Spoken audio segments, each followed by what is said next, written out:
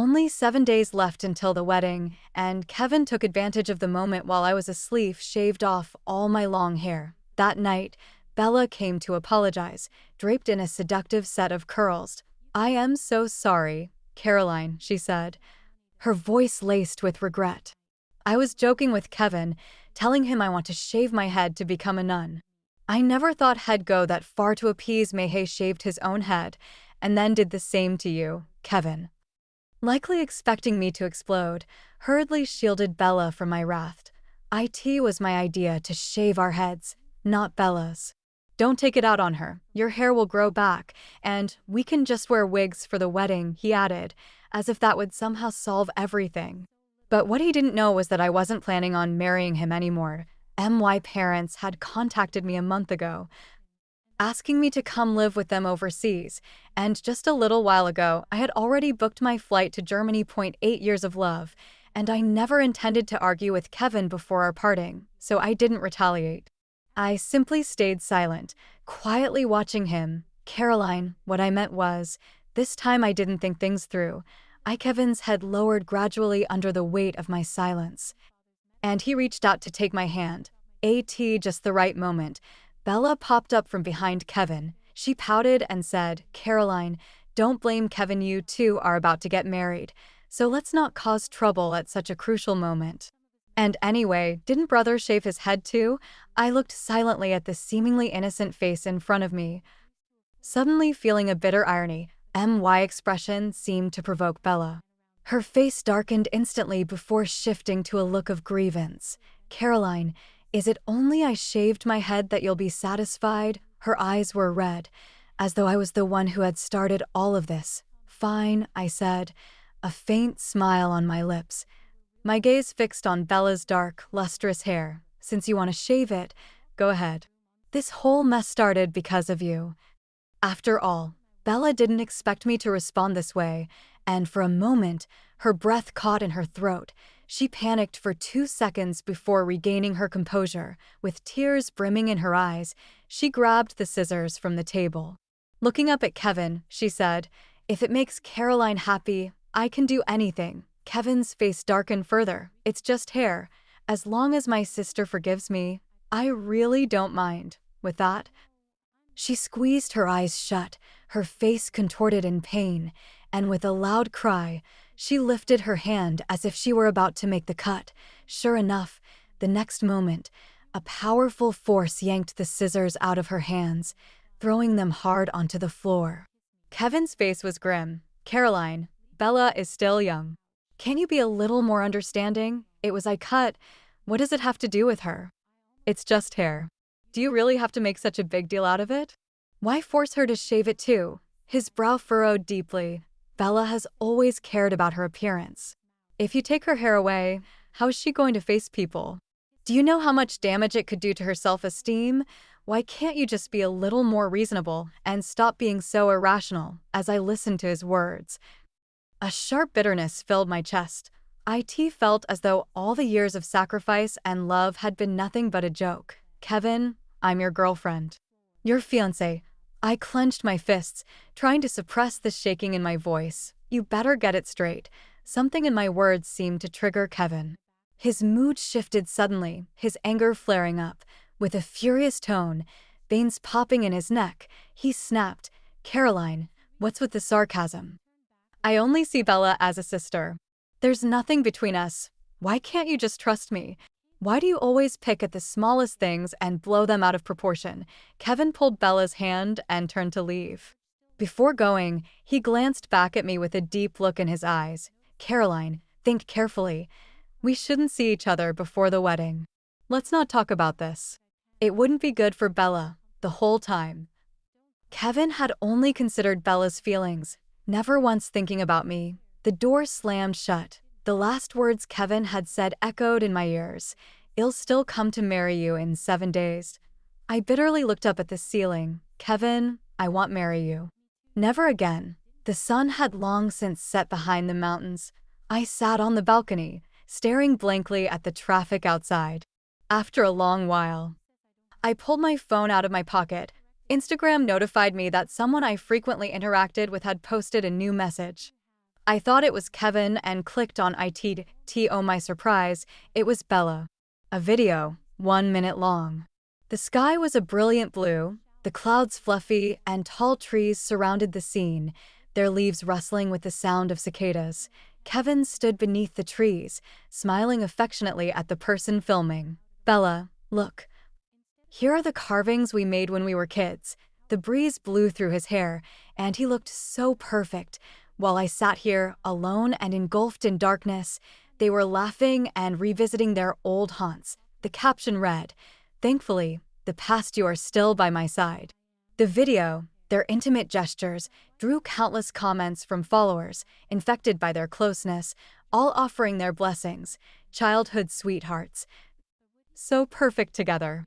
This is like a scene from an idol drama. They should get married already. As we all know, in the court, it was all so eye-catching, and yet it stung. My chest felt like a heavy weight was pressing down on it, making it hard to breathe. Soon after, Bella replied to a comment, "Everyone, don't misunderstand. My brother is getting married soon. My sister is so beautiful. She even my account number with her." Within just 2 minutes, my Instagram was flooded. The comment section and private messages were full of venomous attacks. Paramore, slut, why don't you go die? My hand, holding the phone, trembled uncontrollably. Memories rushed back to me. I suddenly remembered the past. I met Kevin in college. It was during the freshman welcome event. He stepped in to stop someone from maliciously forcing me to drink. After that, we became familiar with each other. In the second half of our first year, he started pursuing me, sending flowers, buying me gifts, picking me up from class. He was endlessly gentle. And as someone who had grown up without parents, I quickly found myself drawn to him. We got together during the first snowfall. He held me in his arms, warming my hands, his smile wide and genuine. "Caroline, why do I like you so much?" Later, I found out about Bella. Kevin explained it to me. It was just a childhood betrothal arranged by our parents. It doesn't count. "Caroline, I've broken off the engagement. Bella is just like a sister to me. I only like you to first." Bella kept her distance. But gradually, her true nature began to show. She ate Kevin's leftover cake, wore his pajamas, linked arms with him while shopping, and even slept in his bed. Remember one time she whispered in my ear, "Sister, don't you think you're a bit like a mistress?" That time, I hit Bella hard. In return, Kevin gave me this silent treatment for an entire month. After that, Bella became increasingly arrogant. If this had happened before, I would have caused a huge scene. But now, I calmly read through all the hateful comments. I raised my hand and liked Bella's post on Instagram. I pinched my cheek, stood up, and started packing my things. It was time to leave. From now on, everything about Kevin and Bella would have nothing to do with me. 3 days later, the quiet door was suddenly knocked on. I slipped into my slippers and walked out of the bedroom, just in time to see Kevin bending down at the entryway, changing his shoes. He saw me and flashed a smile. "Caroline, why haven't you been replying to my messages these past few days? I've been really worried about you." I suddenly remembered. For the past few days, Kevin had been texting and calling me, but I had ignored all of it. I didn't want to reply. "I'm tired. Is that not allowed?" I answered coldly. Kevin's smile froze on his face. I ignored his expression and was about to turn away, but Kevin spoke first. "Caroline, I came today to explain." He walked over, wrapping his arms around me from behind. His back pressed against my chest as he slowly spoke. Explaining, "Bella is just a kid. Don't take what she says seriously. She and I grew up together, and am about to get married. Of course, she'll feel uncomfortable, but I swear." He raised his right hand, looking sincere as he made an oath. "I swear, Caroline, I've always kept it proper with her. Once we're married, I promise I'll keep my distance from her." Kevin said it seriously, but I felt nothing. See? He knows what he should and shouldn't do. Fine. I nodded indifferently, breaking free from his embrace and looking up to meet his eyes. "But let me reiterate something. I'm not the mistress between you two. We're together because you pursued me. I know. Kevin nodded repeatedly, quickly agreeing. Then he said something vague. Bella's just a kid. She was just joking, but I don't like IT. IT seemed like he didn't expect me to be so firm. Kevin stood stunned for a moment before finally reacting, lowering his head to coax me. Baby, I said the wrong thing. I deserve to be punished. His voice was filled with affection and helplessness. When I didn't respond, his expression darkened for a brief moment. Kevin quickly hid his emotions and took out a bag from the table. I saw a couple wearing matching outfits in the park yesterday. I thought you might like them, so I bought you a set. Let's wear them together, okay? A passionate kiss landed on my cheek. I stared blankly at the bag in his hand, suddenly feeling dazed. Chapter 6. When we first got together. I was full of girlish thoughts. I loved anything that came in pairs. Couple outfits, matching toothbrush holders, couple water bottles, couple bracelets. But every time I excitedly showed him the things I had carefully picked out, Kevin would always furrow his brows and pour cold water on me. Caroline, how old are you? Stop being so childish. Besides, Bella's still young. If she sees us doing this, she'll throw a tantrum. Bella was only 2 years younger than me, but in Kevin's eyes, she was a child, and everything she did had to be indulged. That time, I felt both aggrieved and heartbroken, and now, I didn't need it anymore. Put it down. I put aside my thoughts and spoke. Kevin noticed my tone had softened, so he took the opportunity to hold my hand, asking naturally, Caroline, what's your wedding dress size? Do you have one size smaller? I bit my lip, not answering. Under my silent gaze, he fumbled for words. Bella said that if we get married and let her be the bridesmaid, she won't bother me anymore, and we can have a peaceful life. Isn't that good? I couldn't help but laugh to myself.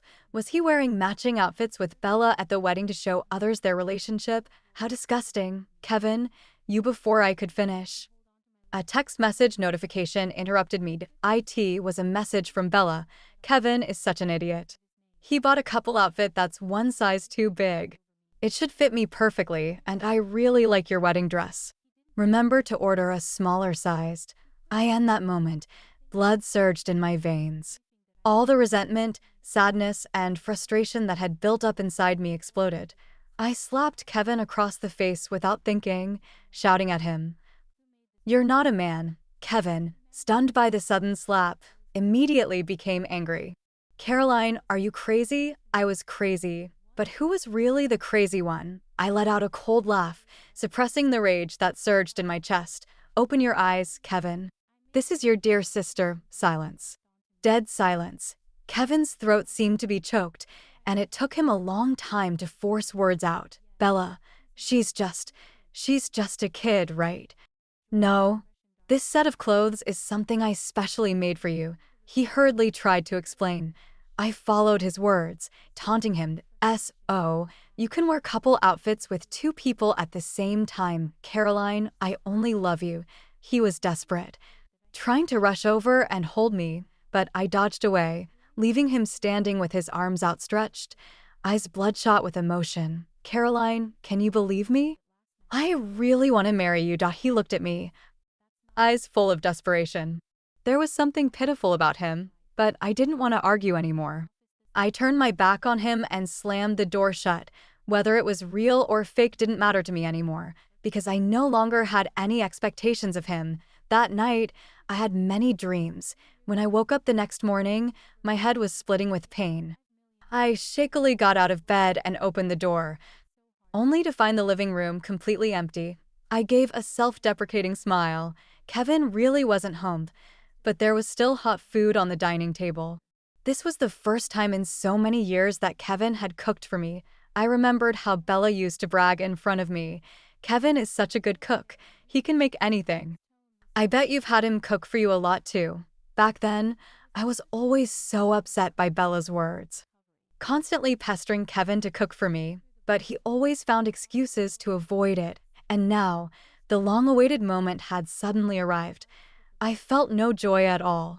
In fact, I felt a bit nauseous. Without hesitation, I dumped the food from the table into the trash can. Then I immediately started canceling the wedding dress order, the hotel reservation. I had taken care of everything for the wedding myself. And Kevin always said he trusted me to handle it. Looking back, it wasn't trust at all. He hadn't cared one bit. Maybe, in his heart, the wedding didn't matter at all.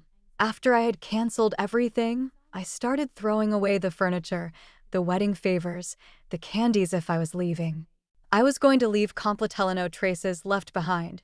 Just as I was tidying up, someone arrived, a person I didn't want to see. Kevin's mother. She was a meticulous, dominant woman who had always looked down on me. As soon as she walked in, she started yelling at me. "Caroline, didn't your mother teach you any manners?" She knew I was an orphan. I clenched my fists and glared at her. She continued to babble, every word filled with dissatisfaction. "Why are you staring at me? You haven't even married Kevin yet and you're already hitting him? No manners at all. If you were even half as good as Bella, I wouldn't have to deal with this. Now, you won't even let Bella be the maid of honor at your wedding. Such a jealous person, stealing someone else's place, acting so smug. Don't you have any shame?" Her tone was full of mockery and criticism. I couldn't take it anymore, and I shot back. "Since you like Bella so much, why don't you let her marry your son?" My words infuriated her. She lunged at me, but I quickly grabbed her arm and threw her onto the sofa, saying, "Auntie, you know I don't have parents. I wasn't taught any manners." I stared at her coldly. She shrank back, frightened by my gaze, standing up timidly. Before leaving, she spat out venomously, "Caroline, you wait. I won't let you marry into our family." That night, Kevin came home earlier than usual. He looked around the empty house, the two hard beds, and his expression faded. He hesitated for a moment, then looked at me, his gaze lingering on my face. Kevin forced a smile. "It's fine, Caroline. We're getting married soon, right? It's better to clear out the furniture before the wedding, and then we can move into the new house afterward." He rambled on about a lot of things, but not a word about what had happened in the afternoon. I knew he knew. How could his mother not have complained to him? Over the years, she would often stir up trouble, criticizing me for not having manners, and whenever we argued, she would immediately rush to tell Kevin. Because of her, Kevin and I were constantly fighting. "It's getting late, Caroline. You should go rest." About the maid of honor, he glanced at me, and his eyes softened as he said, "We'll discuss it later." Kevin wanted Bella to be the maid of honor. His awkwardness betrayed his thoughts. I was exhausted after the busy day, both mentally and physically. I turned and dragged my tired body to the bedroom. Not long after, I heard the sound of the front door opening and closing. Kevin was leaving. Let him leave. I curled up under the covers, thinking to myself, this is all about to end anyway. He'll be leaving soon enough. That night, I slept soundly, without a single dream. The next morning, after brushing my teeth and having breakfast, my phone buzzed nonstop with notifications. I pulled out my phone, opened Instagram, and couldn't help but laugh when I saw the headline of the trending topic at #1. Now I finally understood what Kevin's mother meant when she said to me, "You just wait." At 2 in the morning, Bella posted a story on Instagram, dramatically exaggerating her relationship with Kevin. She made it sound like a passionate, tragic, and deeply emotional love story, and in that story, I was nothing less than a full-fledged mistress. I had ruined their relationship. I had stolen the position of a childhood sweetheart. The view count was off the charts at that time of night. By morning, it was trending. And the comments were all people defending Bella. Bella picked the most typical comment, "Brother is about to get married.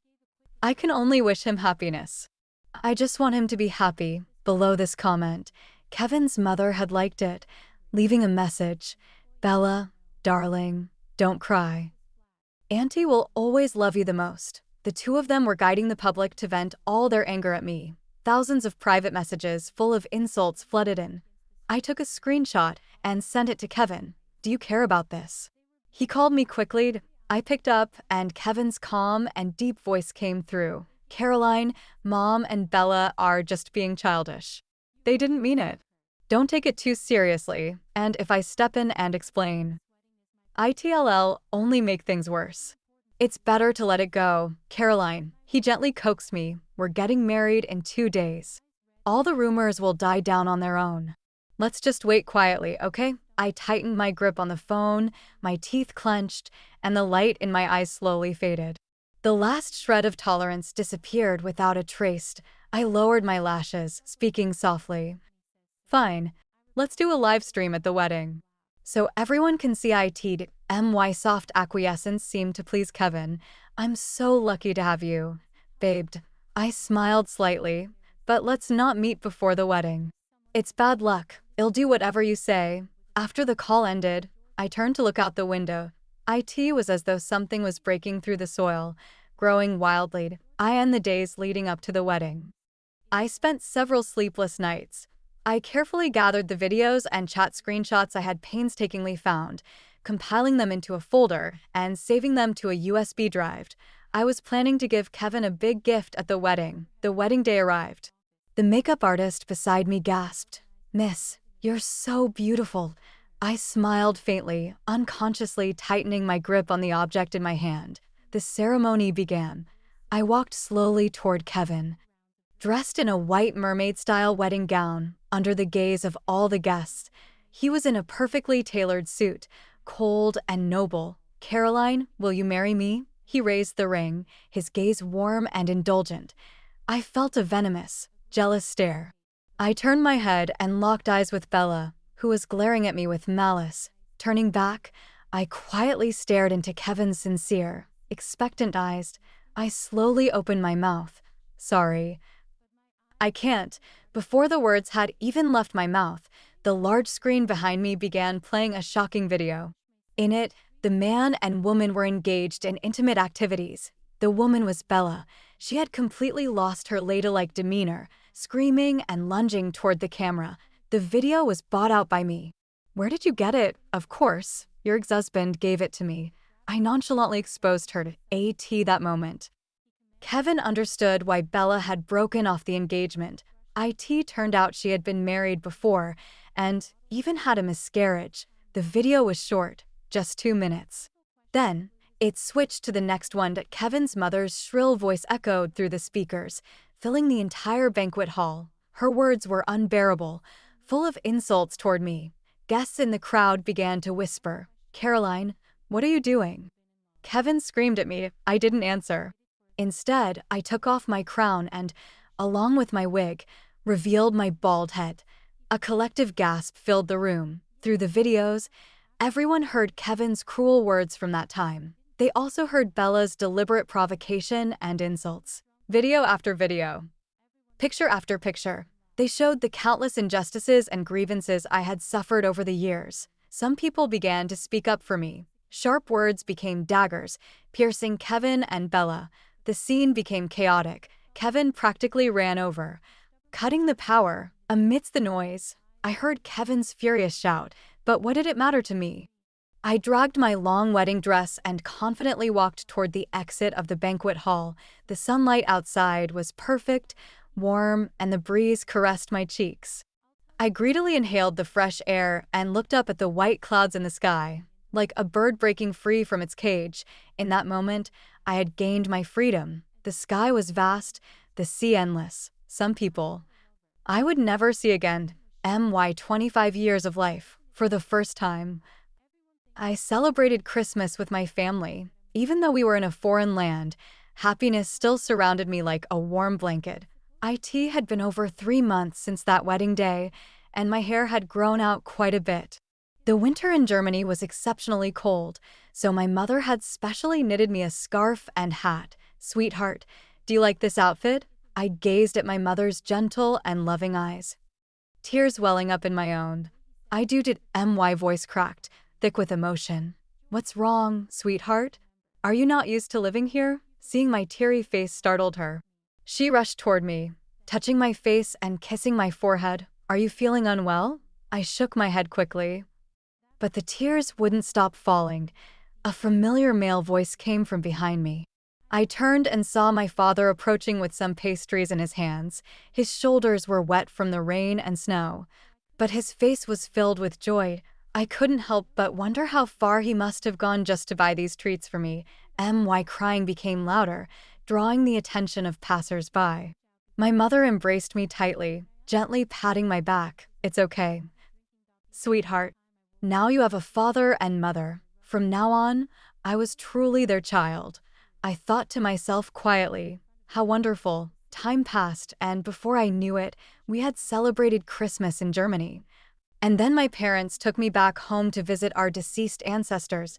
To my surprise, our family's hometown was in Los Angeles, although I didn't run into anyone I shouldn't have.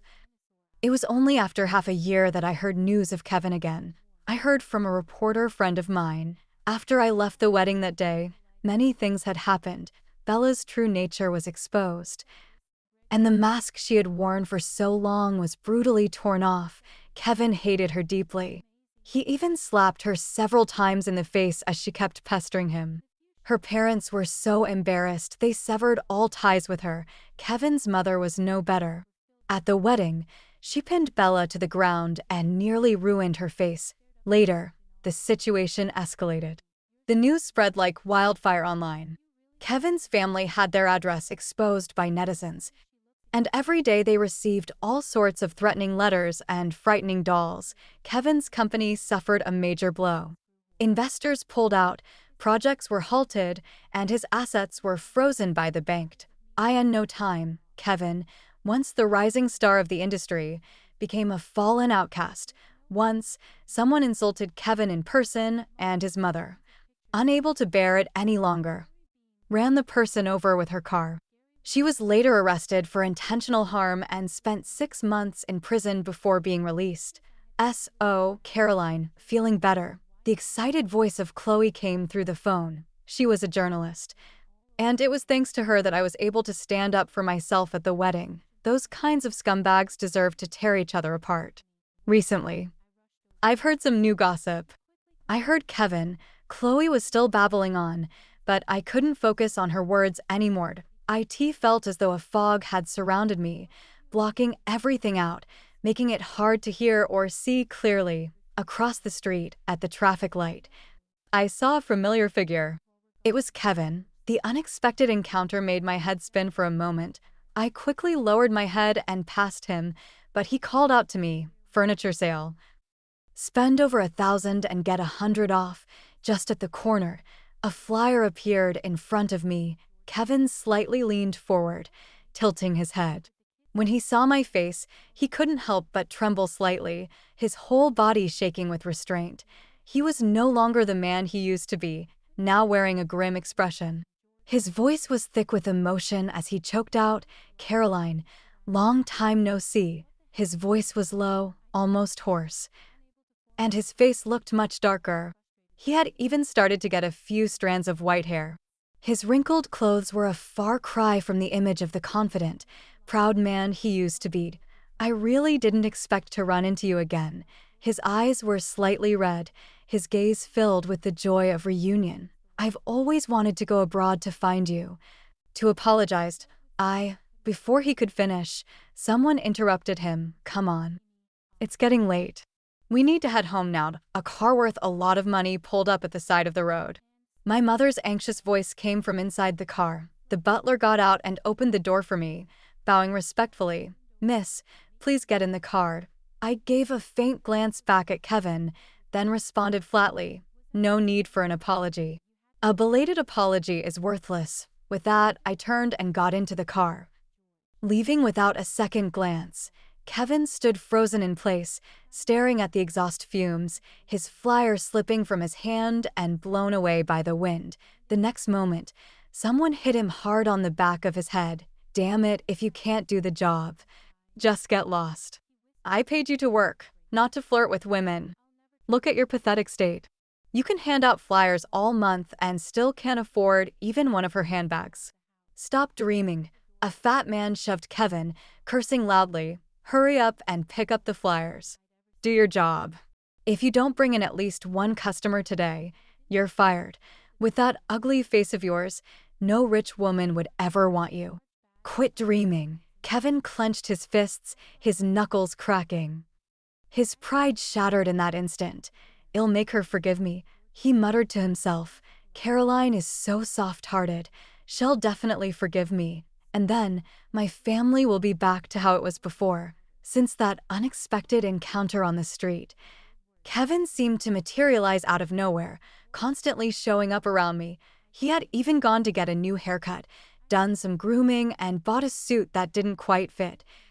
But it still couldn't cover the exhaustion in his eyes. Caroline, your favorite apple pie from the intersection. Here are the roses you always wanted. I heard a new couples restaurant opened. I've reserved a table.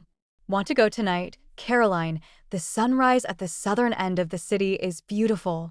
Let me take you to see it, okay? For an entire week, Kevin appeared at every moment. I treated him coldly. But that didn't diminish his enthusiasm. He brought out the same tactics he used to win me over back in our first year of college, but this time, I wasn't giving him any chance. Kevin, you really have no shame, I said coldly. You think just by apologizing, it's all over? What about all the years of suffering I endured? Without Bella, you're not the center of attention anymore, so now you come back to me. I looked down on him from above, but now, you're no longer worthy of me. His expression faltered. The flowers fell to the ground. He opened his mouth, struggling to speak. Caroline, this is how you see me? I love you so much. He looked as if he had been wronged, like a hurt child. I scoffed disdainfully. Kevin, stop playing the pity card. Don't try to get close to me anymore. Your love is worthless. Don't think I don't know what's going on in your mind. I shoved his arm away as he tried to block me. You think I'm a rich girl now, and you want to use my parents' influence? It seemed like I had hit the nail on the head. Kevin's face turned pale. His eyes started to avoid mine as I pressed on. This is all your own doing. If I really forgave you, then I'd be out of my mind. Kevin, for your own dignity, stop. With that, I turned on my heel and walked away without looking back. I thought this would be the end of Kevin's persistent torment, but to my surprise, he didn't back off. If anything, he became even more relentless.